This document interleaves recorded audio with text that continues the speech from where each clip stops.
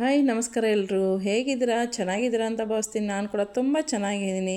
ಇವತ್ತು ನಾನು ಚಿಕನ್ ಗೋಲಿ ರೆಸಿಪಿನ ಮಾಡೋದು ತೋರಿಸ್ತಾ ಇದ್ದೀನಿ. ತುಂಬ ಅಂದರೆ ತುಂಬ ಟೇಸ್ಟಿಯಾಗಿರುವಂಥ ಮತ್ತು ಚಪಾತಿ ರೊಟ್ಟಿ ಸೈಡ್ ಡಿಶ್ ಅಂತ ಕೂಡ ಇದನ್ನು ತಿನ್ಬೋದು. ತುಂಬ ಅಂದರೆ ತುಂಬ ರುಚಿಕರವಾಗಿರುವಂಥ ರೆಸಿಪಿಯಾಗಿರುತ್ತೆ. ಇದನ್ನು ನೀವು ಸ್ನ್ಯಾಕ್ಸ್ ಟೈಮಲ್ಲಿ ಕೂಡ ಅಂದರೆ ಸಂಜೆ ಟೈಮಲ್ಲಿ ಕೂಡ ನೀವು ಇದನ್ನು ಟ್ರೈ ಮಾಡ್ಬೋದು. ತುಂಬ ರುಚಿಕರವಾಗಿರುತ್ತೆ. ಇದನ್ನು ನೀವು ಪುದೀನ ಚಟ್ನಿ ಜೊತೆಗೋ ಅಥವಾ ಸಾಸ್ ಜೊತೆಗೇನೋ ತಿಂದರೆ ಅಂತೂ ಇನ್ನೂ ಸಖತ್ತಾಗಿರೋ ಟೇಸ್ಟ್ ಕೊಡುತ್ತೆ.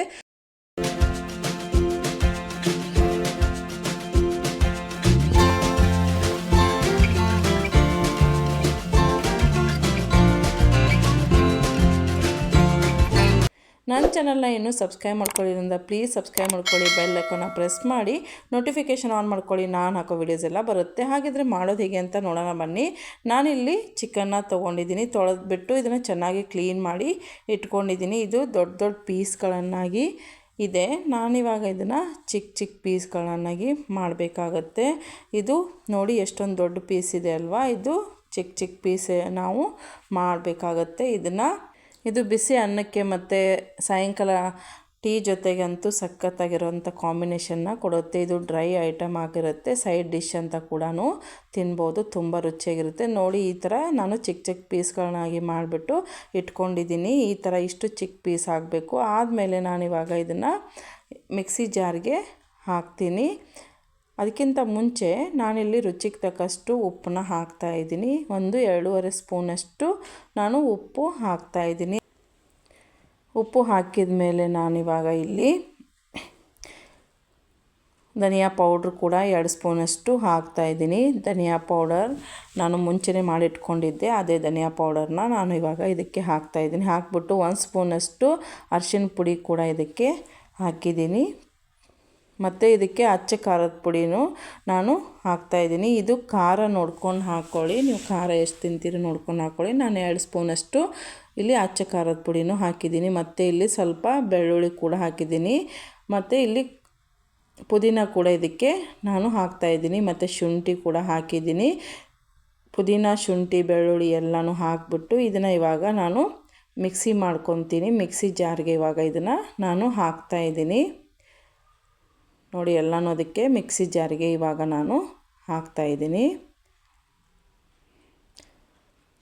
ತುಂಬ ಅಂದರೆ ತುಂಬ ರುಚಿಯಾಗಿರುತ್ತೆ. ನೀವು ಬಿಸಿ ಅನ್ನದ ಜೊತೆ ಕೂಡ ಇದನ್ನು ಸರ್ವ್ ಮಾಡ್ಬೋದು. ತುಂಬ ಟೇಸ್ಟ್ ಚೆನ್ನಾಗಿ ಕೊಡುತ್ತೆ. ನೋಡಿ ಇವಾಗ ಇದು ಮಿಕ್ಸಿ ಜಾರಲ್ಲಿ ಹಾಕ್ಬಿಟ್ಟು ಇದನ್ನು ನಾನು ಇವಾಗ ಮಿಕ್ಸಿ ಮಾಡಿಕೊಂಡು ನೋಡಿ ಇವಾಗ ಇಟ್ಟಿದ್ದೀನಿ. ಇದನ್ನು ಇವಾಗ ಕ್ಯಾಪ್ ಓಪನ್ ಮಾಡಿಬಿಟ್ಟು ನೋಡಿ ಈ ಥರ ಆಗಿರಬೇಕು. ತುಂಬ ಸಣ್ಣ ಆಗೋದು ಬೇಡ, ತುಂಬ ಇದು ಬೇಡ, ಆ ಥರ ಮಾಡ್ಕೊಂಡು ಇಟ್ಕೊಂಡ್ಬಿಟ್ಟು ಇದನ್ನು ಇವಾಗ ಒಂದು ಬೌಲಲ್ಲಿ ನಾನು ತೆಗಿತಾ ಇದ್ದೀನಿ.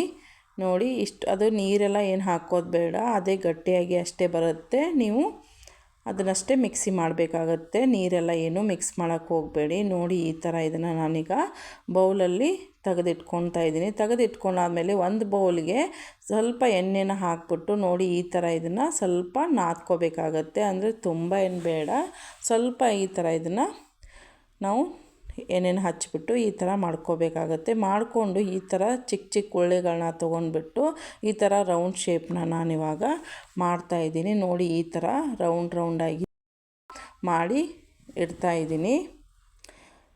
ಒಂದು ಪ್ಲೇಟಲ್ಲಿ ಈ ಥರನೇ ರೌಂಡ್ ಮಾಡಿ ನೀವು ಕೂಡ ಇಟ್ಕೋಬೇಕು. ನೀವು ಇನ್ನೂ ದೊಡ್ಡದು ಬೇಕಾದರೂ ನೀವು ಮಾಡ್ಕೋಬೋದು. ನಾನು ನಾರ್ಮಲ್ ಸೈಜ್ಗೆ ಮಾಡ್ತಾಯಿದ್ದೀನಿ. ನೋಡಿ ಇದೇ ಥರನೂ ಎಲ್ಲನೂ ಹಾಗೇ ಉಂಡೆಗಳನ್ನಾಗಿ ಮಾಡಿ ನಾನು ಒಂದು ಪ್ಲೇಟಲ್ಲಿ ಇಡ್ತಾಯಿದ್ದೀನಿ. ನೀವು ಒಂದ್ಸರಿ ಟ್ರೈ ಮಾಡಿ. ಇದನ್ನು ಒಂದ್ಸರಿ ಟೇಸ್ಟ್ ಮಾಡಿದರೆ ಇದನ್ನು ಮತ್ತೆ ಮತ್ತೆ ಮಾಡಬೇಕನ್ನೋ ಅಷ್ಟು ರುಚಿಯಾಗಿರುತ್ತೆ. ತುಂಬ ಅಂದರೆ ತುಂಬ ಟೇಸ್ಟಿಯಾಗಿರುತ್ತೆ. ನೋಡಿ ಈ ಥರ ಉಳ್ಳೆಗಳನ್ನಾಗಿ ನಾನು ಮಾಡಿ ಒಂದು ಪ್ಲೇಟಲ್ಲಿ ಎಲ್ಲನೂ ಹಾಗೆ ಮಾಡಿ ಇಡ್ತಾಯಿದ್ದೀನಿ. ಇದು ಬಿಸಿ ಅನ್ನಕ್ಕೆ ಬೇಳೆ ಸಾಂಬಾರು ರೈಸು ಮಾಡಿದಾಗ ಈ ಥರ ಸೈಡನ್ನ ನೀವು ಮಾಡಿಕೊಂಡು ತಿಂದ್ರಂತೂ ಸಖತ್ತಾಗಿರೋ ಟೇಸ್ಟ್ ಕೊಡುತ್ತೆ. ಇವಾಗ ಮಾಡಿರೋ ಉಂಡೆನ ನೋಡಿ ಬೇರೆ ನಾನು ಒಂದು ಗ್ಯಾಸ್ ಸ್ಟವ್ ಮೇಲೆ ಒಂದು ಫ್ಯಾನ್ನ ಇಟ್ಟಿದ್ದೀನಿ. ಅದು ಬಿಸಿ ಆದಮೇಲೆ ಸ್ವಲ್ಪ ಎಣ್ಣೆನ ಈ ಥರ ಹಾಕ್ಕೊಂಡ್ಬಿಟ್ಟು ಎಲ್ಲ ಕಡೆನೂ ಎಣ್ಣೆ ಈ ಥರ ಆಗಬೇಕು. ಆಮೇಲೆ ಸ್ವಲ್ಪ ಎಣ್ಣೆ ಬಿಸಿ ಆಗಬೇಕು. ಎಣ್ಣೆ ಬಿಸಿ ಆದಮೇಲೆ ಇದನ್ನು ಉಂಡೆಗಳನ್ನ ಒಂದೊಂದಾಗಿ ಈ ಥರ ಅದಕ್ಕೆ ಹಾಕಬೇಕಾಗತ್ತೆ. ಒಂದೊಂದಾಗಿ ಸ್ಲೋ ಆಗಿ ನೀವು ಈ ಥರ ಹಾಕ್ಕೊಳ್ಳಿ, ಯಾಕಂದರೆ ಬಿಸಿಯಾಗಿರುತ್ತೆ.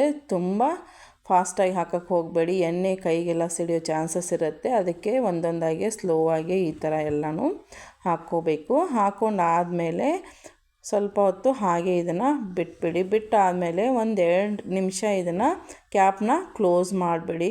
ಲೋ ಫ್ಲೇಮಲ್ಲಿ ಇಟ್ಕೊಂಡು ಕ್ಯಾಪ್ನ ಕ್ಲೋಸ್ ಮಾಡಿ 2 ನಿಮಿಷ ಆದಮೇಲೆ ನೋಡಿ ಈ ಥರ ಆಗಿರುತ್ತೆ. ಈ ಥರ ಆದಮೇಲೆ ಇದನ್ನು ಸ್ವಲ್ಪ ಹೊತ್ತು ಹಾಗೆ ಬಿಡಬೇಕು. ಅಂದರೆ ಗೋಲ್ಡನ್ ಕಲರ್ ಬರೋವರೆಗೂ ನಾವು ಇದನ್ನು ಫ್ರೈ ಮಾಡ್ತಾ ಇರಬೇಕಾಗತ್ತೆ. ಗೋಲ್ಡನ್ ಕಲರ್ ಬಂದ್ರೇ ಇದು ಟೇಸ್ಟ್ ಚೆನ್ನಾಗಿ ಕೊಡೋದು ಮತ್ತು ಬೇಗ ಬೆಂದು ಬರುತ್ತೆ. ಅದಕ್ಕೋಸ್ಕರ ನೋಡಿ ಈ ಥರನೇ ಇದನ್ನು ಗೋಲ್ಡನ್ ಕಲರ್ ಬರೋವರೆಗೂ ಈ ಥರನೇ ಇದನ್ನು ಫ್ರೈ ಮಾಡ್ಕೊತಾನೆ ಇರಬೇಕಾಗತ್ತೆ. ಇಲ್ಲಿ ಎಣ್ಣೆ ಏನು ಜಾಸ್ತಿ ಹಾಕೋದು ಬೇಡ, ಅಷ್ಟೇ ಎಣ್ಣೆಯಲ್ಲೇ ಇದು ಚೆನ್ನಾಗಿ ಫ್ರೈ ಆಗಿ ಬರುತ್ತೆ. ನೋಡಿ ಈ ಥರನೇ ಇದನ್ನು ಸ್ವಲ್ಪ ಈ ಥರನೇ ಮಾಡ್ತಾ ಇರಬೇಕು. ಆಮೇಲೆ ಈ ಥರ ನೋಡಿ ಈ ಥರ ಗೋಲ್ಡನ್ ಕಲರ್ ಬಂದಮೇಲೆ ನಾವು ಇದನ್ನು ಗ್ಯಾಸ್ ಸ್ಟವ್ನ ಆಫ್ ಮಾಡಿಬಿಟ್ಟು ಒಂದು ಪ್ಲೇಟಲ್ಲಿ ಇವಾಗ ಇದನ್ನು ಪುದೀನ ಚಟ್ನಿ ಜೊತೆಗೆ ನಾನು ಸರ್ವ್ ಮಾಡಿದ್ದೀನಿ. ಇವಾಗ ಚಿಕನ್ ಗೋಲಿ ಮಸಾಲ ರೆಸಿಪಿ ಇವಾಗ ರೆಡಿ ಇದೆ. ಇದನ್ನು ಪುದೀನ ಚಟ್ನಿ ಜೊತೆಗೆ ತಿಂತಾ ಇದ್ರಂತೂ ಮತ್ತೆ ಮತ್ತೆ ತಿನ್ನಬೇಕು ಅನಿಸುತ್ತೆ. ತುಂಬ ಸಖತ್ತಾಗಿರುವಂಥ ಟೇಸ್ಟ್ನ ಕೊಡುತ್ತೆ. ಹಾಗಿದ್ರೆ ನೋಡೋಣ ಬನ್ನಿ ಟೇಸ್ಟ್ ಹೇಗಿದೆ ಅಂತ ನೋಡಿ. ಪುದೀನ ಚಟ್ನಿ ಜೊತೆಗೆ ನಾನು ಇವಾಗ ತಿಂತಾ ಇದ್ದೀನಿ. ತುಂಬ ಅಂದರೆ ತುಂಬ ಸಖತ್ತಾಗಿರುವಂಥ ರೆಸಿಪಿ ಆಗಿದೆ. ನೀವು ಒಂದ್ಸರಿ ಇದನ್ನು ಟ್ರೈ ಮಾಡಿ, ನೀವು ಫ್ರೆಂಡ್ಸ್ಗೆ ರಿಲೇಟಿವ್ಸ್ಗೆ ಈ ರೆಸಿಪಿನ ಶೇರ್ ಮಾಡಿ. ಮತ್ತೆ ಮುಂದಿನ ವಿಡಿಯೋಲಿ ಸಿಗೋಣ. Thank you for watching.